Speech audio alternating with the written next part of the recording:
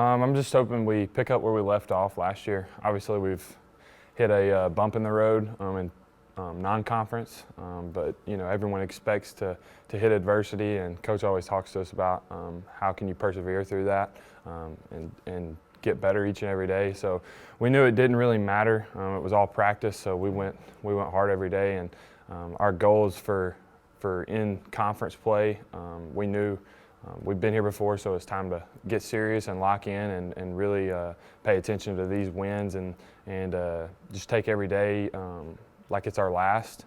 Just kind of get better and better. And like he said, when we get to conference, it doesn't really matter until you get to February when you want to be playing your best basketball. So we just really have trusted in that and got better and better, and as you can see, starting off 2-0 is good, but we want to be great, so we're going to try to keep it rolling here and keep a hot streak. So I definitely take accountability for that bad stretch of losses, and it wasn't like we just were getting killed. I think our average margin for points that we lost by was 6, and we lost to good teams. But I think as a leader and as a fifth-year senior, people were kind of looking around for some kind of leadership. And like I said, we just kind of every day, we were kind of beat up, short-numbered, but we knew this stuff really doesn't matter. It's fun to go out there and compete, but we're training, we're getting ready for something much bigger. So we knew each and every day just got to come in and lock in, and everyone kept a really good attitude. Most teams would kind of crumble, which I think shows our maturity as a returning team with a bunch of returners. So we knew coming into this that we could start off really hot, just kind of, like I said, these other games, they were all practice. So we had hit the wall already. We knew that this was a clean start, 0-0. So we knew coming into this, there was no pressure on us. All the pressure was on everyone else. And then, like I said, we're short-numbered still. So when we get those guys back, I think you're really going to see us take it to another level. So we just kind of learned how to persevere through the pain and, still be grateful for those opportunities to play. But coming back home really felt good to play. And we didn't play just a mediocre team. Mercer's a really good team, and it felt really good to get back up on our feet. And, like I said, no one's really thinking about those losses anymore. All they're thinking about is, Samford's 2-0. So it feels really good, and I learned a lot from those. So I feel like, going through those tough times is really what shapes good teams and gets them ready for late season, any adversity that you kind of hit. So. Just kind of like staying together. Like, we all knew that we wasn't playing our best basketball, and we all knew it was like just because we couldn't guard, we couldn't stay in front of our man. So once like everybody locked in to not letting the person in front of you score, then it kind of made everything else easier. We stayed out of rotation, so we wouldn't have to help as much. And once we started getting stops on defense, kind of just click on offense. Our offense just keep moving the ball, keep sharing it, and everybody get their touches, and it just shine, everybody shine. We started looking better, started playing better. Yes, we play extremely fast, but also like it's very physical. Like every loose ball we want, I want. Every rebound we want, I want. So it's like how hard we play is going to like affect on the energy the crowd give us, the energy our teammate give us off the bench. So once like you have more people into the game, it just gets going like another juice. I like that everybody's different in a good way. So we have different players, and everybody obviously talented, but we kind of like just working together and like learn how to play with different players, and like everybody coming from different schools and different backgrounds, and then just learning how to play with each other and knowing that you can do that and win is also good too. Quest definitely make everybody's job easier on the court. He definitely brings scoring and just like the on-ball pressure on defense. Like he's very physical, very aggressive. Got the best mid-range I ever seen. So when he's out, it's kind of that's the one thing we did have to adjust, like how to play without Quest on the floor. And so that means a lot of guys had to step up. And Logan, one of the guys who had stepped up, he started playing very well down low, started finding his touch outside too as well. So I think it's like the biggest thing, just learning how to play without Quest, learn like somebody else needs to step up on offensively and score. We have a couple guys, Jaden Campbell stepping up, making big threes. So Jen really stepped up big time. He had 10 assists a couple games ago. So just like everybody just doing a little bit more.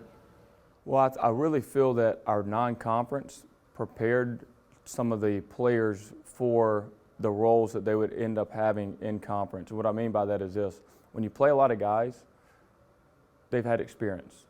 So even though someone may get 28 minutes one night that may be used to playing 12, it's different than if they were playing no minutes, right? And so when we have guys like Quinn Ritchie, who hasn't started a game for us since he's been here, but he starts in the first conference game, plays 28 minutes, it wasn't completely foreign to him to be on that floor. And, we're playing and we're subbing in, and at some point we're subbing in with scholarship players and non-scholarship players. But they'd been in games. And I thought if we didn't do that non-conference, I think we would have really struggled. So I learned about that resiliency. I also learned about the leadership of our returners.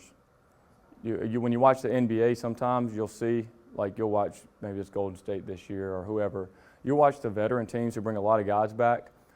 They're not really great in the preseason. They're not great sometimes early season. But then they get down there towards the middle to the end of the season, they start turning it up, and in the playoffs they're monsters, right?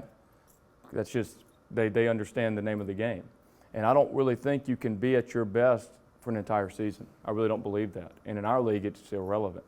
It's irrelevant. We're going to practice to be our best, but we're working towards March. And to see Logan Dye and Jermaine, you can just see the look in their eyes when we got to the first conference game. It was like, this is the real stuff. It's time to lock in, and they played like it, both those guys. I think they're averaging both over 20 in league play and both getting about 10 rebounds per game. So both of those, I think Logan was the SoCon Player of the Week last past week, and Jermaine could have just as easily been that. So they've done a really good job just returning and knowing what time it is, and we just want to see them continue to play that way. And it's going to help us. I've said this about injuries and different things. Everyone has different circumstances that happen to them, different adversity, different types of adversity. We've dealt with a good bit here with some of our key players. But I have said this, that it will help us in the long run, because now when we get a full roster back, some of these guys are going to be playing with a lot of confidence and have played even more minutes. So when we get a full roster back, I think that it's going to be a positive in the end. Our whole deal is we want to be great in 4 phases of basketball, and that's full court defense, half court defense, full court offense, half court offense. To really be a championship team, I feel consistently to be good in league play, you need to be an A in every one of those categories. So you got to be able to pressure in the full, you got to be able to really guard in the half, you got to be able to get up and down in transition, then you got to be able to execute in the half court on offense. I think that we've done a better job here lately guarding in the half court, right? I think what Jermaine said when he was up here, sometimes basketball is taken, you can do all the complexity, like what do you want to do on defense? We want to ice ball screens, triple switch, zone to man to zone. But at the end of the day, really, can you guard your man? That's why we get paid the big bucks, right? I mean, literally, can you guard your man and stop your guy from scoring on you? And I think that's I think that's kind of been a new mindset. You'll see in our locker room, we have 3 things taped up in our locker room right now, right? And it is, can you guard your man? Can you guard the guy you're matched up with? Our whole program and everybody in this locker room is counting on you being able to stop him. Right? That's what it says. Can you guard your man? Everyone is counting on you being able to stop him. Second thing is, can you value the basketball? When you have the basketball, you have the entire program in your hands. All right? So can we value it and get great shots? And then 3, can we play with the immense amount of confidence when we're playing? But anyway, back to your point is you got to be bouncing every phase, and you know how it goes in league play and playoff basketball. It becomes a half court game.